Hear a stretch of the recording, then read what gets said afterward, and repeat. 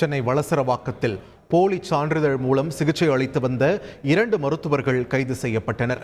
சென்னை வளசரவாக்கம் ஸ்ரீதேவி குப்பத்தில் செயல்பட்டு வரும் தாயார் மல்டி ஸ்பெஷாலிட்டி மருத்துவமனையில் போலி மருத்துவர்கள் இருப்பதாக புகார் எழுந்தது. இதையடுத்து மருத்துவம் மற்றும் ஊரக நலப் பணிகள் துறை இணை இயக்குனர் இளங்கோவன் தலைமையில் அதிகாரிகள் மருத்துவமனையில் ஆய்வு மேற்கொண்டனர். விசாரணையில் அகஸ்டின் மற்றும் பரதன் அளித்த சான்றிதழ்கள் போலியானவை என்பது தெரியவந்தது. இதில் ரஷ்யாவில் மருத்துவம் பயின்ற அகஸ்டின் தகுதி தேர்வில் தேர்ச்சி பெறாததால் போலி சான்று அளித்து தாயார் மருத்துவமனையில் 2 ஆண்டுகள் சிகிச்சை அளித்ததும் தெரியவந்தது. இதேபோல் சித்த மருத்துவரான பரதன் தனது பதிவை புதுப்பிக்காமல் அலோபதி முறையில் சிகிச்சை அளித்து வந்ததும் தெரியவந்தது.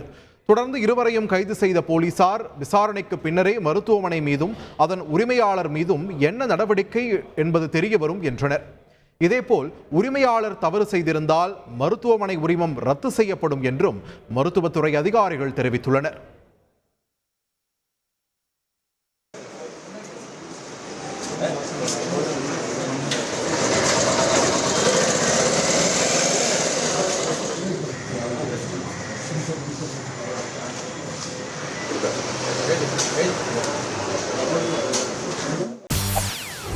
செய்திகளை உடனுக்குடன் தெரிந்து கொள்ள உடனே சப்ஸ்கிரைப் பண்ணுங்க.